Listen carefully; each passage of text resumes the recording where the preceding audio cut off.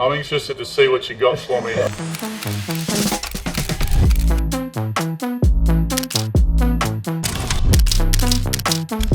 That guy with the ginger mullet, just starting to find my game, just starting to become very confident as my sophomore year in New Mexico, and started to be the star of the team, and never been the star of any team, not in any team I'd ever been in. And suddenly they were dropping me the ball and telling me to go to work, and that's a weird old twisted fadeaway, but I'm pretty sure it went in. I made the most of my college experience. That's why I had ginger mullet. It was huge. I call it mushrooming. I was sort of growing up in the dark. And Albuquerque, it was, we got 18,000 people to the game. It wasn't dark in Albuquerque, but I wasn't in front of my friends and family and everything. I felt like I'd gone over there to kind of figure it out, how to be a basketballer. So it was a great environment for me to do that.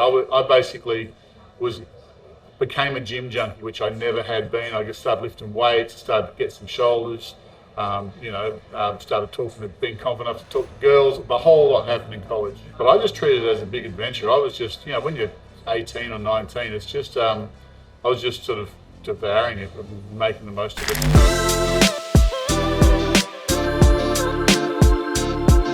I see that guy and I think, you poor sucker. You got 2 years of misery in front of you.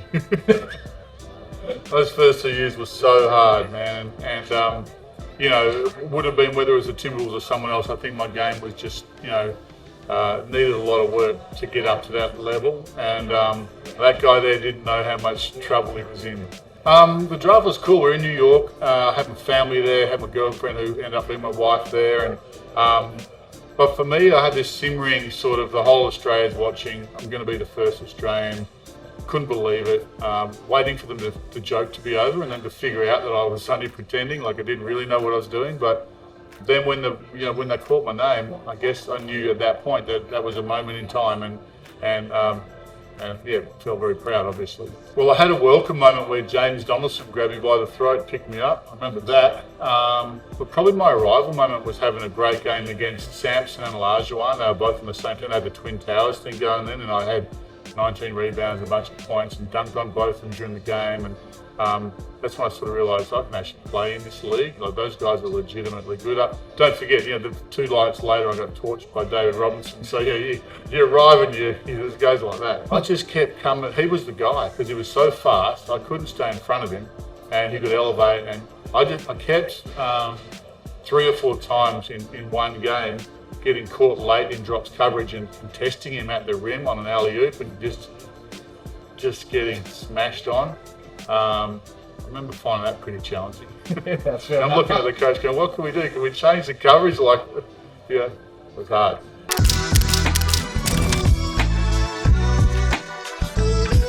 So Keem was all footwork. You got to stay low and not get lifted on fakes. I don't remember that night because my recall of the nights is, but Keem played with a lot of respect. He wasn't a trash talker. He was just, he was, he was getting towards the end of his career. For me, I was most comfortable defending in the paint, and Keem could stretch you and move you, so that made him challenging. But he wasn't my biggest nightmare. But he was a handful.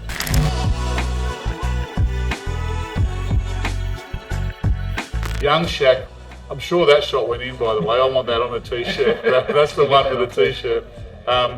Young Shaq was not as much of a handful as older Shaq. Once older Shaq started getting into those good teams, then he was even more of a handful. But I made a career out of trying to guard him by myself without a double team. That's what I remember. I remember going to chiropractor the next booking my chiropractor appointments the day after we played Orlando or LA because he's just that physical.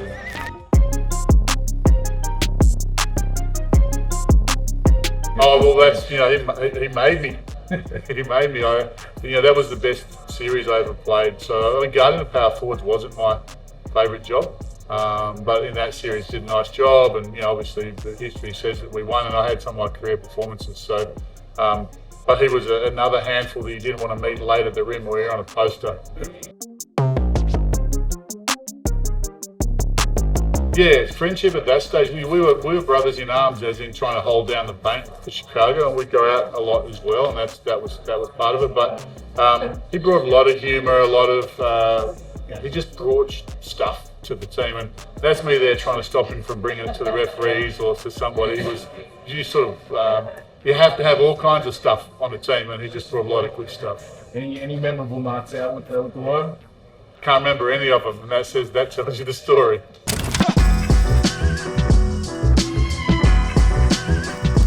Look, he dragged me through, dragged us through with his energy and his intensity, and that's a good shot of him. But he was pretty instructional, pretty direct.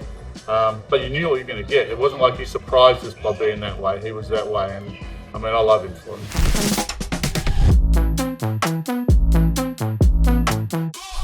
That's a cool shot. Where'd you get that? That's a cool shot. Yeah. I remember those rallies, and I remember having to talk at those rallies. Never talked in front of 50,000 people before.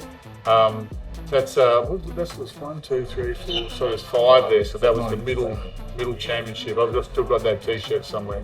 That's cool. I want to copy that. Yeah, this one.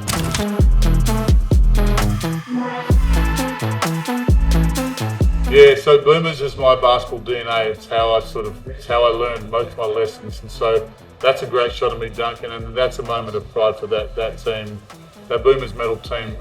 It means a lot to all of us, or everyone who's been involved, for them to have got there, and that's just the start.